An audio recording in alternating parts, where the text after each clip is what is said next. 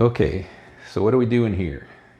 I got this SX-64 and there was a few issues with it. The drive was constantly spinning and the screen only shows a black and white, it doesn't show color. So let me show you what that looks like here. So obviously now the disk drive works the way that it should. And I don't know if this can be picked up, but there's the black and white image. Shows the full memory, looks normal, except there's no color. So here's what I did. So I've already fixed the drive issue. The drive issue, what was really weird about it is that the drive was constantly spinning, but the LED light wasn't on. If you have a drive that's constantly spinning and the LED light isn't on and your ROM chip tests fine, it could be the 6502, but I would look at the 7406 chip as well, because the E2 and E3 chips, because those chips help trigger that 6502 pin 40 on the drive reset.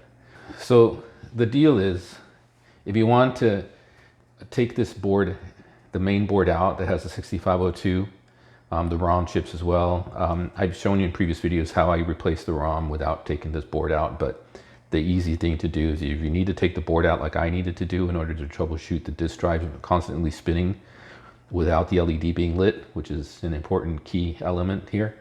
There are two screws on the bottom here. If you unscrew these two screws, this comes right. It comes out a bit. It's held together by the power cable and the two ground cables here, but it does come out enough to give you enough space. And then to take the board out, the long board out in the middle is really easy. You unplug this plug, you unplug this plug, you unplug this and the ribbon cable here from the main I/O board, and you unplug this guy here, the reset. So what'll end up happening is then you should have clear access to the three black pins here. So you can slide those pins out. Don't lose the little cap that it goes into. But you pop these pins out and that should be more than enough clearance to let you take the middle board out. And why was that so important for me? Because the disk drive, it was constantly spinning, no LED. I verified that it wasn't the LED that was bad by taking the voltage here. It's the black and red wire here that hits the LED. And sure enough, there was no voltage, so the LED wasn't bad. It really truly wasn't turning on. So the ROM was fine. So I put a clip on the pin 40 of the 6502, hit the reset button on the front, and notice that the 6502 pin 40 was constantly low, so it wasn't getting triggered. There's two chips that trigger it, E2 and E3. I'm sorry, UE2 and UE3. And those two chips are side by side on the main board here. So that's why I had to take the main board out. Turned out that the problem was the 7406 chip, which is UE3. Once I desoldered both UE2 and UE3, socketed both, but it turned out that UE3 was the issue, that 7406. And the reason I'm pointing this out now after the fact is because I did that really quick. I wasn't going to take a video because I thought it was just going to be the ROM. Turned out, to be a little bit more than that. The reason I'm pointing that out is because this isn't in Ray Carlson's troubleshooting. It has constant spinning, but it has LED on. And Mr. Carlson is such a great dude. I emailed him. He immediately responded back because we were both kind of caught off guard that the LED wasn't turning on. And I told him ultimately, hey, I found that the issue, he and I both agreed it's really rare that the FDD board goes bad.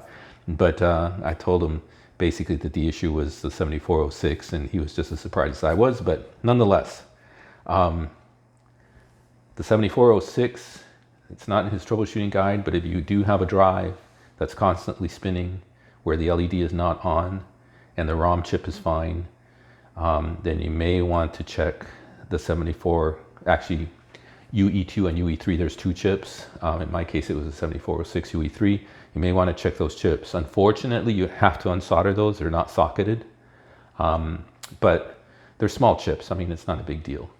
So anyways, so I fixed the drive issue. Drive works fine now. You saw the black and white image. That's what I'm going to attack next. Now, the image shows up, it's just in grayscale. So what does that mean? Well, I tested the chroma output. It's basically not getting a chroma signal. And yeah, maybe the monitor might be bad. I know that the signal is good. Why? Well, because I tested it with this guy. So I thought initially, whoa, shit, excuse my language. I thought, oh, the monitor's probably bad. Here's my chance to finally put this LCD screen in that I always wanted to do. And yeah, I'll go ahead and do that. But then I thought to myself, you know what, this isn't getting a chroma signal more than likely. There is a circuit in this monitor that's driven by an HA11247, hope I got that right, chip that controls the chroma on here, on the monitors, on the board that controls the monitor. So what I'm going to do is this, and that's the whole purpose of this video. Sorry for my, novel of an explanation here of where we're at. I am going to go ahead and take this out because I need to take it out anyways, whether I replace it with the LCD. But before I replace it with the LCD, I'm going to go ahead and take that chip out. I've already ordered a replacement 11247 chip. It drives a chroma signal, so I've already ordered a replacement. I'm going to replace that and see if that solves the monitor issue with the color. If it does, I'm going to put the original monitor back in, and I'm not going to put the LCD. However, what I'm going to do with this video though, is I'm going to show you how you hook up this LCD. It's really simple. I'm going to show you how this is hooked up. It's really easy. I'll leave you the links to the project that someone spent a great deal of time building out with a 3D print, for the LCD monitor. I'll leave you a link where you can still buy the LCD monitor with S-Video capability, because the initial monitors that were sold didn't have that. You had to burn a chip. You don't on this. It's reasonably priced. I think it's like 58 euros or something like that. And then I'll leave you the link to the parts, the bill of materials, and all this stuff for making the controller board for it. This comes with a controller board with it, but you don't use that. We'll end up using this that fits, and it will replace the front board that's there now on the SX-64. Again, that's if I'm going to go this route. So let's go ahead and take this monitor out and decide what we're going to end up with once I replace the chroma chip in it. Okay, but I will give you a quick rundown on how to put an LCD screen on your SX-64 if you want to do that. Okay, all that being said and done, let's go ahead and take the monitor out. First things first.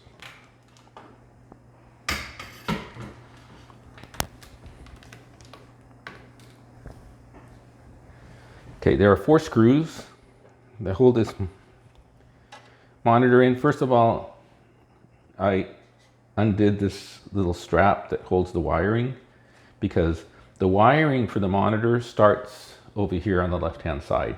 This guy right here. That has your Luma, your chroma, has your audio, and it has your ground wires, and this comes and loops underneath, and it comes up this on this side. And then the other wires that are coming in here is the 12 volts, which is this brown and black. So we're going to be basically unplugging the 12 volts. We're going to be taking this guy out of here. We're going to be unplugging the Luma and the Chroma wires. That's one plug here, one plug below. We'll do that in a second. So anyways, all of this wiring will end up being just unplugged. Okay, so first things first, let's unscrew the 4 screws. There's one on each corner.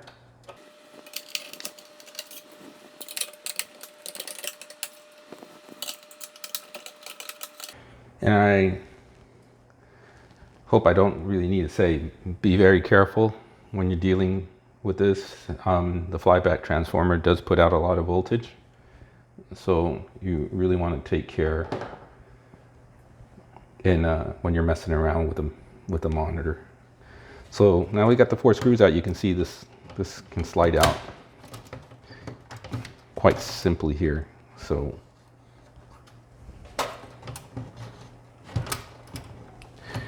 I'm trying to see where the wiring is at. That will get caught up in this. There we go. So the front slides back. And then there's a zip tie down here on the corner that's holding the wiring harness. So you don't have to cut it if you don't want, if you want to finagle the thing. It's one of those zip ties that has a little notch in it.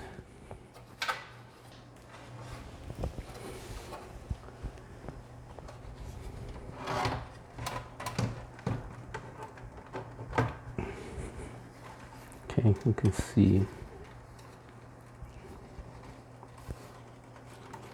this one right here. There we go. All right, so there's that one. You can see it freed up the wiring harness there. And then let's go ahead and take this other one. All right. So there we go. All right. That's that top piece there. And then we have this little trail here.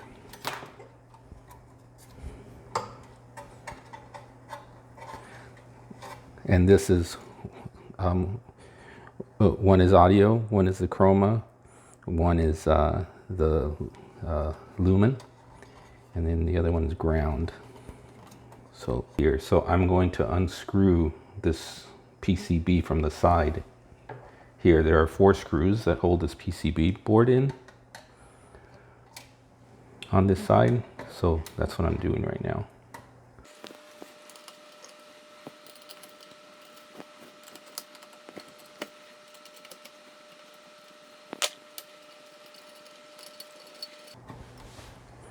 Okay, so that allows me to get,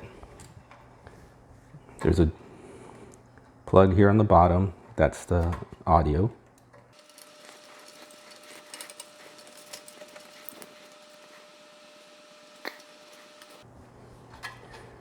Okay, so I got that plug out. And then there's here in the front, the yellow one on the top. That's the Chroma. Okay.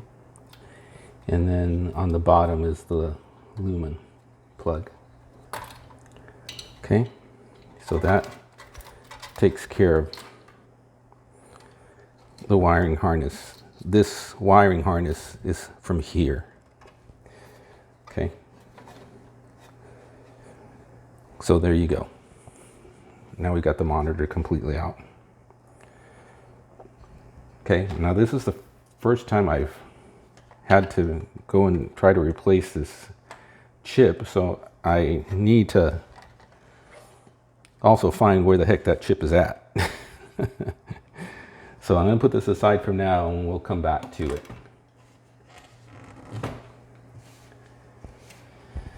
So let's take a look at this LCD. Again, I 3D printed the bracket for it. Basically, this LCD, there's the 2 screws that we took out of that monitor, of the stock monitor, and this basically screws in place of those, where those 2 screws were.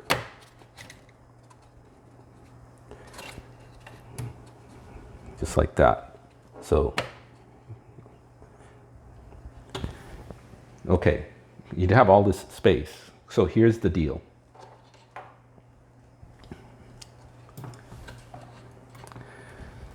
This requires 12 volts. Positive is all the way to the right here for this particular board. So make sure if you're using this board, you know, it's fine. But if you're using a different board, you have to make sure that, you know, you look at the schematics or the specs. So positive to the right, minus is right to the left of it. So that's your power. That's 12 volts. You're going to get the 12 volts from this brown and black plug. This comes from the power supply, and that's your 12 volts. Okay, the third is ground. The fourth is, I believe the fourth is composite, but we're not going to use composite. We're going to use chroma and lumen for S video. It's a lot more crisp and clear. So that leaves the 2 pins. I'm going to be making a new plug here, so I'm just giving you the pin outs. So the next pin here, I believe, is lumen, and that is going to be the white. And sorry, I keep saying luma. So that's going to be the white cable from here. This black is ground, so you know you could hook it up to ground, but this is already getting ground from the 12 volts. But nonetheless, you got 2 plugs here. I mean 2 wires, and one is ground. But the white one here is the luma. Okay, that goes on to the pin, you know, 1, 2, 3, 4 to the 5th one from the right. And then the last one here is the chroma, which is the yellow. Okay, so that's how you hook up this board. This comes from here. So you'll see the yellow, the white wires there. So this is brown, this is black. The third pin is ground, which you can use this black one from here if you really want. I don't need it, but if you really want. The next pin is the composite video, if you want to use composite. Then the next pin is the luma, which is white. And then the last pin is chroma, which is yellow. So that's how you hook that up. Okay? So now that leaves your audio. So your audio here is not amplified. There's an amplifier in the monitor circuitry. So you have audio here, but it's a low level audio. So you're gonna need an amplifier for it. Okay, so I haven't thought that all the way through yet. The link that I'm gonna give you to this board here, they have an example of how they did it. They basically put an entire speaker with an amp already built in. You're just going to need to plug the speaker, the sound, the audio wires to it and give it power. So I am thinking of getting a 5 volt, a small little 5 volt amplifier, which is basically almost like a 1 inch by 1 inch square circuit board. And then there's putting a regular speaker in here. I haven't played around with it to see the speaker amp that they use in the example. It takes up the entire case here. I'd rather just do something small.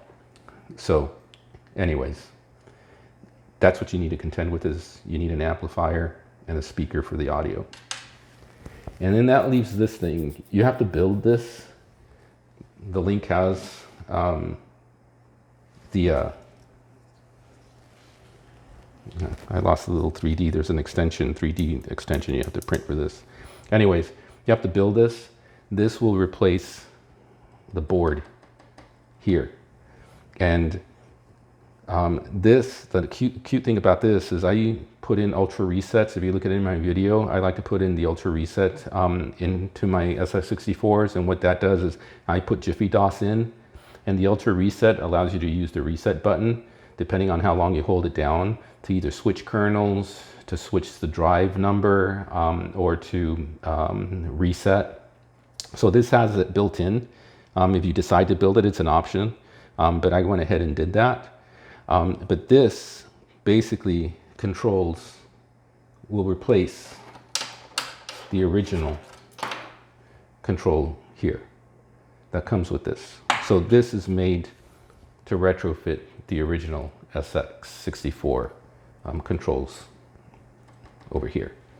Okay, so that's the key ingredient here. Again, just follow the link in my description and you'll get it. Okay, so we decided to do the LCD route. You can see, what a trip, right? Just like the old days, you replace a computer that takes up an entire room with a computer that you can hold in the palm of your hands. We're potentially replacing the monitor with this, but let's take a look at the monitor next. Let's take a look and see where that Chroma chip is in there. Let's see about replacing that chip first and then testing the monitor. Like I said, if the color comes back because that chip is bad, I'm going to put the original monitor back. If it doesn't, I'll let someone more expert-wise with monitors figure out that issue with the color, and we'll go ahead and pop the LCD screen in. So stay tuned, long-winded, but the outcome will be worth it. Okay, so here we have the monitor. This is the circuit board that we unscrewed from the side here. So from the schematics, this C301, IC301 is the chip we're looking for. It's on a smaller board, and there happens to be a smaller board right behind the speaker here. So I'm going to take the speaker out to see what we've got going on back there. There's a screw here, and there's a screw here towards the back that seems to hold the speaker in. So does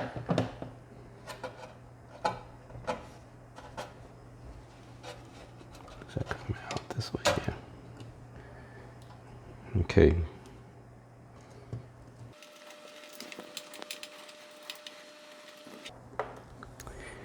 And let's get these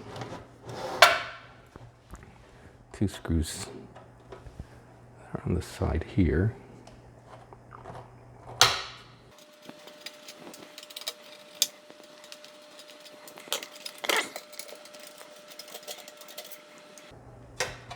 Okay, there we go.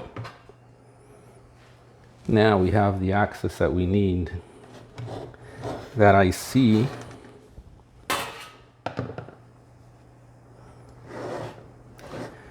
chip is right behind here, so let's pull this little board out. It's the easiest way to do that. There's two screws right here.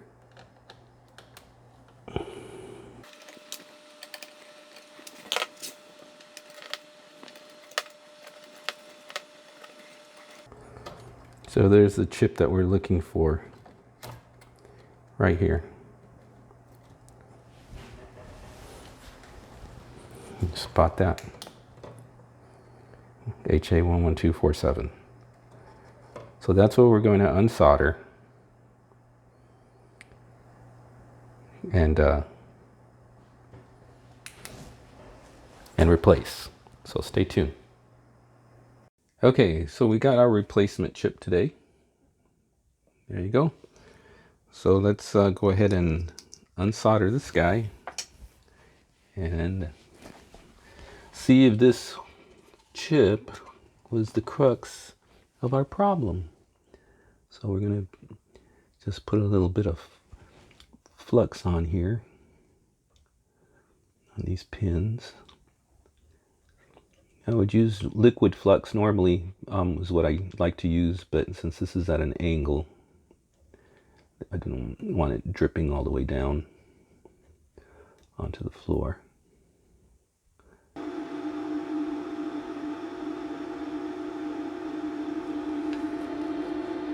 Okay.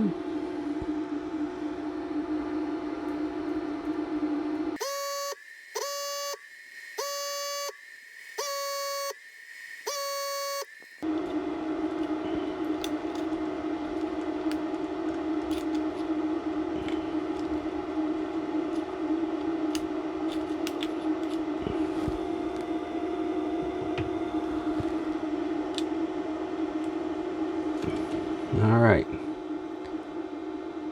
So you notice this chip has ground pins, so they only use this side, and then they cut off the ground pins on the other side. So that's what we're going to do with our chip as well. So that is hopefully the offending chip. We'll see what happens. Otherwise, we'll have ourselves an LCD project. Okay, I couldn't use the turn pin type sockets because the pins are rigidly spaced to spec. This the pin holes on this are off. By off I mean they're just a tiny bit wider, so I can't really bend the pin sockets, but I can bend the turn pin sockets, but I can bend this type of socket. So I went ahead and took the two ends off of this one, and then we'll put this guy in its place. I'm determined to socket this thing.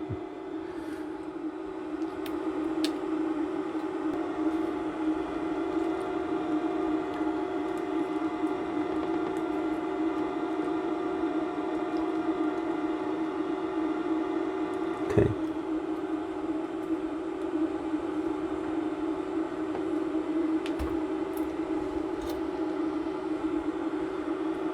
Just want to make sure got all the pins in there.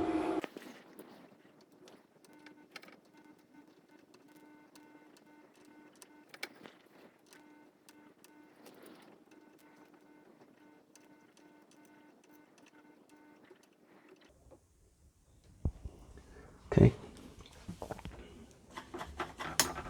Okay, clean this up with a little bit of alcohol here.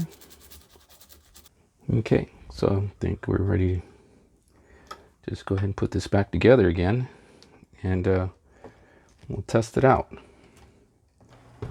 Okay, so let's get the 64 here and pop this thing back in, at least temporarily. Let's see what we got. Okay,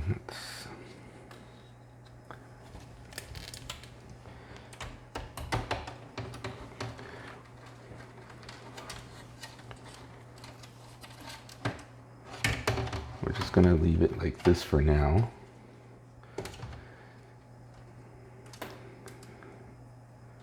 And just get some of these guys back plugged in. You can see just a lot of burn marks from all the heat in here. I don't know, I've opened up quite a few of these, and this is just probably the worst I've seen, so something just might not be right here. All right, I think I got everything. So let's hope nothing blows up. Keep your finger on the power button.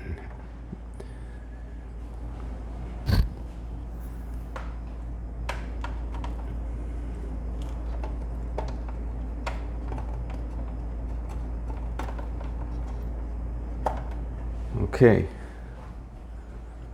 let's see what happens here.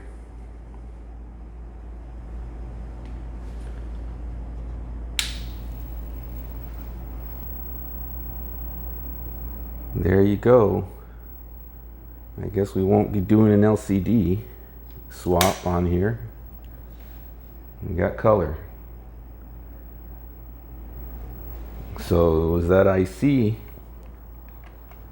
chip again,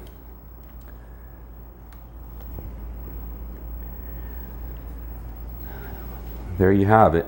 So unfortunately, I'm not going to go through the exercise of replacing this and putting the LCD in, because I'd like to keep things as stock as possible. That was just a last resort.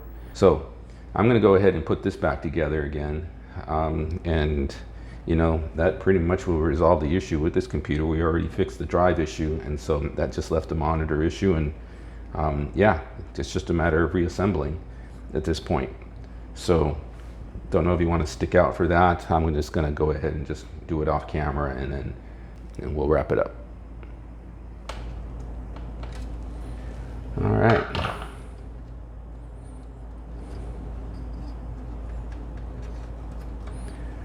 So let's give this one more test here before we put this back together. Actually, I was thinking before I put it back together, I might just put Jiffy DOS in here while I'm at it. But don't need to go through another video just for that though, so. All right. Okay, so let's put a diag cartridge in here.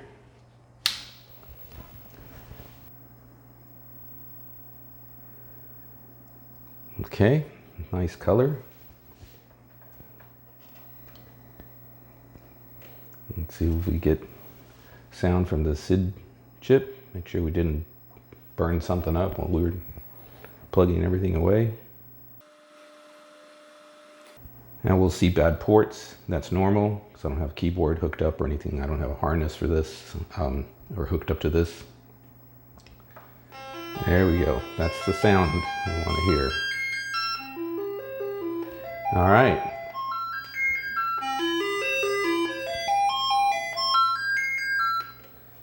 So let me put the cover back on and we'll wrap this up. Okay, so this video is a wrap. Didn't show you the UE chip that I restored, but I mentioned that. We got the color back on the system by replacing the Chroma IC. This keyboard is in one of my previous videos. I refurbished the keyboard that was badly damaged. Make sure you check out some of my other SX-64 videos, including the repair of this keyboard. This keyboard has been through a lot of traumatic experiences.